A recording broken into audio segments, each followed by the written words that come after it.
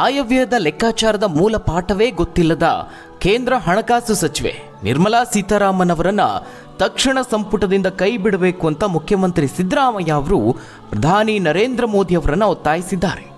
ಇಂಥವರ ಕೈಯಲ್ಲಿ ಹಣಕಾಸು ಖಾತೆ ನೀಡಿರುವುದು ಅತ್ಯಂತ ಅಪಾಯಕಾರಿ ನಿರ್ಧಾರ ಅಂತ ಸಿದ್ದರಾಮಯ್ಯ ಅವರು ಹೇಳಿದ್ದಾರೆ.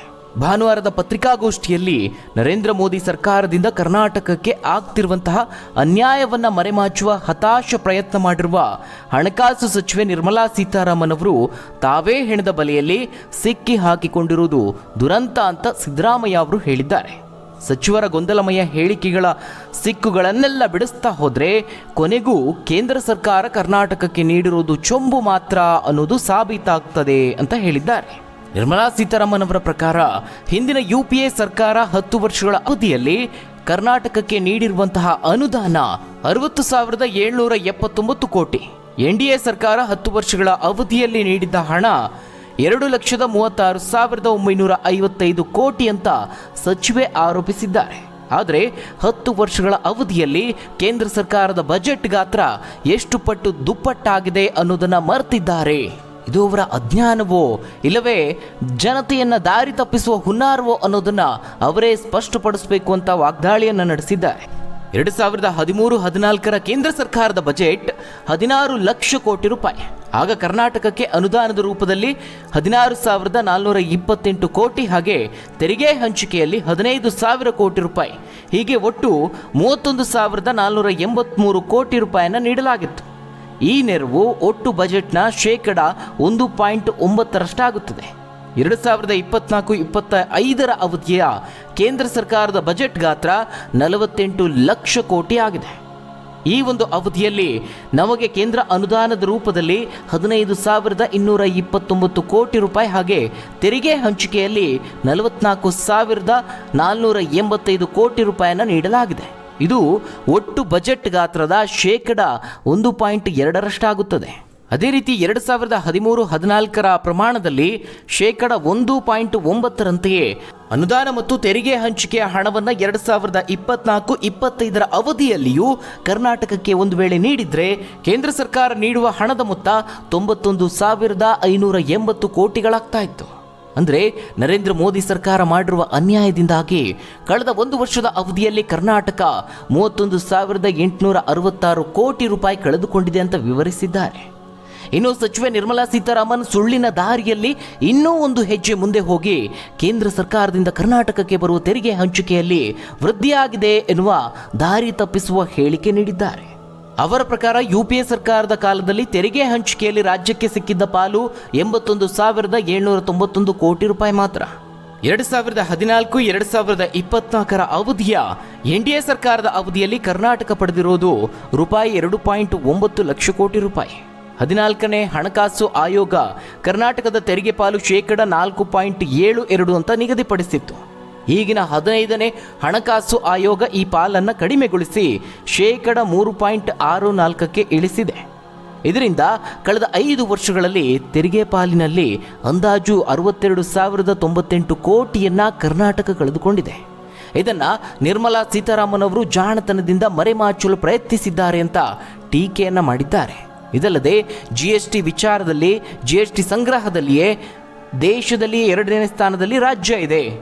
ಇನ್ನು GST ಸಂಗ್ರಹದ ಬೆಳವಣಿಗೆ ದರವನ್ನು ಗಮನಿಸಿದ್ರೆ 17% ಸಾಧನೆಯ ಮೂಲಕ ದೇಶದಲ್ಲೇ ಮೊದಲ ಸ್ಥಾನದಲ್ಲಿ ಕರ್ನಾಟಕ ಇದೆ. ಆದರೆ ವಿಪರ್ಯಾಸ ಏನಂದ್ರೆ ಈ ಪ್ರಮಾಣದಲ್ಲಿ GST ಹಣವನ್ನು ಕೇಂದ್ರಕ್ಕೆ ಸಂಗ್ರಹಿಸಿ ನೀಡಿದ್ರೂ ಇದರಿಂದ ರಾಜ್ಯಕ್ಕೆ ಮರಳಿ ದೊರೆಯುತ್ತಿರೋದು 52% ಪಾಲು ಮಾತ್ರ. GSTಯ ಅವೈಜ್ಞಾನಿಕ ಅನುಷ್ಠಾನದಿಂದಾಗಿ ಕರ್ನಾಟಕ 2017-18ರಿಂದ 2023-24 ಸುಮಾರು ರೂಪಾಯಿ 59,274 ಕೋಟಿ ಹಣವನ್ನು ಕಳೆದುಕೊಂಡಿದೆ ಅಂತ ಮಾಹಿತಿಯನ್ನು ಹಂಚಿಕೊಂಡಿದ್ದಾರೆ. ಅಲ್ಲದೆ 2023-24 ಅವಧಿಯಲ್ಲಿ ಕೇಂದ್ರವು ರಾಜ್ಯದಿಂದ ಕನಿಷ್ಠ 4.3 ಲಕ್ಷ ಕೋಟಿಗೂ ಹೆಚ್ಚು ಸಂಪನ್ಮೂಲವನ್ನು ಪಡೆದುಕೊಂಡಿದೆ, ಸಂಗ್ರಹ ಮಾಡಿಕೊಂಡಿದೆ. ತೆರಿಗೆ ರೂಪದಲ್ಲಿ, ಸೆಸ್ ರೂಪದಲ್ಲಿ, ಸರ್ಚಾರ್ಜ್ ಮೂಲಕವಾಗಿ ಸಂಗ್ರಹ ಮಾಡಿದೆ. ಆದರೆ ಇದಕ್ಕೆ ಪ್ರತಿಯಾಗಿ 50,000-53 ಸಾವಿರ ಕೋಟಿ ಮಾತ್ರ ಕರ್ನಾಟಕಕ್ಕೆ ನೀಡ್ತಾ ಇದೆ. ನಾವು 100 ರೂಪಾಯಿ ಸಂಗ್ರಹಿಸಿ ಕೊಟ್ಟರೆ ನಮಗೆ ಮರಳಿ ಕೊಡ್ತಾ ಇರೋದು 12-13 ರೂಪಾಯಿ ಮಾತ್ರ. ಇದರಲ್ಲಿ ತೆರಿಗೆ ಪಾಲು 37,000 ಕೋಟಿ ರೂಪಾಯಿ ಇದೆ. ಕೇಂದ್ರ ಪ್ರಾಯೋಜಿತ ಯೋಜನೆಗಳಿಗೆ ನೀಡಿದಂತಹ ಪಾಲಿನ ಹಣ 13,000 ಕೋಟಿ ರೂಪಾಯಿ ಆಗಿದೆ. ಕಳೆದ 6 ವರ್ಷಗಳ ಅವಧಿಯಲ್ಲಿ ಕೇಂದ್ರ ಸರ್ಕಾರದ ಬಜೆಟ್ ಸರಿಸುಮಾರು ದುಪ್ಪಟ್ಟಾಗಿದೆ. 2018-19ರಲ್ಲಿ ಕೇಂದ್ರದ ಬಜೆಟ್ ಗಾತ್ರ 24,42,213 ಕೋಟಿ ರೂಪಾಯಿ ಇತ್ತು. ಆಗ ಕೇಂದ್ರದಿಂದ ರಾಜ್ಯಕ್ಕೆ ದೊರೆತಿದ್ದ ತೆರಿಗೆ ಪಾಲು ರೂಪಾಯಿ 35,895 ಕೋಟಿ. ಹಾಗೆ 16,082 ಕೋಟಿ ಅನುದಾನ ಸೇರಿ ಒಟ್ಟು 46,288 ಕೋಟಿ ರೂಪಾಯಿ ಲಭ್ಯವಾಗಿತ್ತು. ಆದರೆ 2023-24ರಲ್ಲಿ ಕೇಂದ್ರದ ಬಜೆಟ್ ಗಾತ್ರ ಬರೋಬ್ಬರಿ 45,03,097 ಕೋಟಿಗೆ ಏರಿಕೆಯಾಗಿದೆ. ವಿಪರ್ಯಾಸ ಅಂದರೆ ಕರ್ನಾಟಕಕ್ಕೆ ಕೇಂದ್ರದಿಂದ ತೆರಿಗೆ ಪಾಲು ಹಾಗೂ ಅನುದಾನ ಎರಡೂ ಸೇರಿ ಸಿಕ್ಕಿರೋದು ಕೇವಲ 50,257 ಕೋಟಿ ಮಾತ್ರ. ಅಂದರೆ 5 ವರ್ಷದ ಅವಧಿಯಲ್ಲಿ ಬಜೆಟ್ ದುಪ್ಪಟ್ಟಾದರೂ ರಾಜ್ಯಕ್ಕೆ ದೊರೆತಿರುವ ಪಾಲಿನಲ್ಲಿ ಯಾವುದೇ ಬದಲಾವಣೆ ಆಗಿಲ್ಲ. ಪ್ರಸಕ್ತ ಬಜೆಟ್ ಗಾತ್ರದ ಹೋಲಿಕೆಯಲ್ಲಿ ಕರ್ನಾಟಕಕ್ಕೆ ವಾರ್ಷಿಕ ಕನಿಷ್ಠ 1 ಲಕ್ಷ ಕೋಟಿಯಷ್ಟು ತೆರಿಗೆ ಹಣದ ಪಾಲು ಅನುದಾನ ಮುಖೇನ ದೊರೆಯಬೇಕಿತ್ತು, ಆದರೆ ದೊರೆತಿಲ್ಲ. ಕೇಂದ್ರ ಸರ್ಕಾರದ ಈ ಒಂದು ತಾರತಮ್ಯ ನೀತಿ ಮಲತಾಯಿ ಧೋರಣೆಯಿಂದಾಗಿ ಕರ್ನಾಟಕ 2017-18ರಿಂದ ಈವರೆಗೆ ತನಗೆ ಸೇರಬೇಕಾದ ನ್ಯಾಯಯುತ ಪಾಲಾದ 1,87,867 ಕೋಟಿ ಹಣದಿಂದ ವಂಚಿತವಾಗಿದೆ. ಅಂದರೆ ಕರ್ನಾಟಕದ ಪರಿಷ್ಕೃತ ಆಯವ್ಯಯದ ಗಾತ್ರ 3.2 ಲಕ್ಷ ಕೋಟಿಯ ಹೋಲಿಕೆಯಲ್ಲಿ ಅದರ ಅರ್ಧಕ್ಕಿಂತಲೂ ಹೆಚ್ಚು ಹಣ.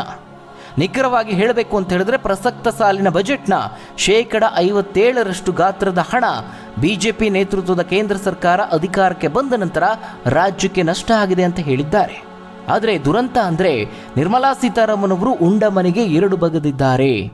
ತಮ್ಮನ್ನು ರಾಜ್ಯಸಭೆಗೆ ಆರಿಸಿ ಕಳಿಸಿದಂತಹ ಕರ್ನಾಟಕಕ್ಕೆ ಅನ್ಯಾಯ ಮಾಡಲು ಹೇಸದಂತಹ ನಿರ್ಮಲಾ ಸೀತಾರಾಮನ್ ಅವರಿಗೆ ರಾಜ್ಯದ ಹಣಕಾಸು ವ್ಯವಸ್ಥೆ ಬಗ್ಗೆ ಮಾತನಾಡುವ ಯಾವ ನೈತಿಕತೆ ಅಧಿಕಾರವೂ ಇಲ್ಲ ಅಂತ ಸಿದ್ದರಾಮಯ್ಯ ಅವರು ಖಾರವಾಗಿ ಪ್ರಶ್ನೆ ಮಾಡಿದ್ದಾರೆ.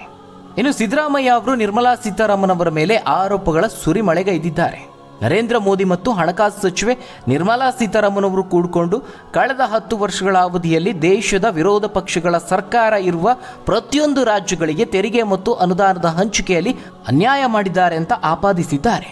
ಇನ್ನು 15ನೇ ಹಣಕಾಸು ಆಯೋಗವು ಬೆಂಗಳೂರಿನ ಫೆರಿಫೆರಲ್ ರಿಂಗ್ ರಸ್ತೆಗೆ ಸುಮಾರು 3,000 ಕೋಟಿ ರೂಪಾಯಿ, ಹಾಗೆ ಕೆರೆಗಳು ಸೇರಿದಂತೆ ಬೆಂಗಳೂರು ಜಲಮೂಲ ಅಭಿವೃದ್ಧಿಗೆ 3,000 ಕೋಟಿ ರೂಪಾಯಿ ನೀಡಲು ಶಿಫಾರಸು ಮಾಡಿತ್ತು. ಆದರೆ ಈ ಶಿಫಾರಸುಗಳನ್ನು ತಿರಸ್ಕರಿಸಿದಂತಹ ವಿತ್ತ ಸಚಿವರು ರಾಜ್ಯಕ್ಕೆ ಸುಮಾರು 11,495 ಕೋಟಿ ರೂಪಾಯಿ ದ್ರೋಹ ಮಾಡಿದ್ದಾರೆ. ಅಲ್ಲದೆ ಕರ್ನಾಟಕಕ್ಕೆ ಈ ಪರಿಯ ದೊಡ್ಡ ಮಟ್ಟದ ಅನ್ಯಾಯ ಆಗಿರುವುದು ಮನವರಿಕೆಯಾದ ನಂತರವೇ 15ನೇ ಹಣಕಾಸು ಆಯೋಗ ಕರ್ನಾಟಕಕ್ಕೆ ವಿಶೇಷ ಅನುದಾನದ ರೂಪದಲ್ಲಿ 5,495 ಕೋಟಿ ರೂಪಾಯಿ ನೀಡಬೇಕು ಅಂತ ಶಿಫಾರಸು ಮಾಡಿತ್ತು. ಕನ್ನಡಿಗರ ಜನಪ್ರತಿನಿಧಿಯಾಗಿರುವ ಕೇಂದ್ರ ಹಣಕಾಸು ಸಚಿವೆ ನಿರ್ಮಲಾ ಸೀತಾರಾಮನ್ ಅವರೇ ಈ ಶಿಫಾರಸನ್ನು ನಿರಾಕರಿಸುವ ಕಾರಣ ಆ ದುಡ್ಡು ಕೂಡ ಬರಲಿಲ್ಲ. ಹೀಗಾಗಿ ಅವರು ಕರ್ನಾಟಕಕ್ಕೆ ಅನ್ಯಾಯ ಮಾಡಿದ್ದಾರೆ ಅಂತ ಸಿದ್ದರಾಮಯ್ಯ ಅವರು ಆರೋಪಗಳ ಸುರಿಮಳೆಗೈದಿದ್ದಾರೆ. ಹಾಗಾದ್ರೆ ವೀಕ್ಷಕರೇ, ಈ ಬಗ್ಗೆ ನೀವೇನಂತೀರಾ? ಕರ್ನಾಟಕಕ್ಕೆ ಯಾವ ರೀತಿ ಅನ್ಯಾಯ ಆಗ್ತಾ ಇದೆ? ಸಿದ್ದರಾಮಯ್ಯ ಅವರು ಹೇಳ್ತಿರೋದ್ರಲ್ಲಿ ನ್ಯಾಯ ಇದೆಯಾ? ತಪ್ಪದೆ ನಿಮ್ಮ ಅನಿಸಿಕೆ ಅಭಿಪ್ರಾಯವನ್ನು ಕಮೆಂಟ್ ಮೂಲಕವಾಗಿ ತಿಳಿಸಿ. ಧನ್ಯವಾದಗಳು ವೀಕ್ಷಕರೇ.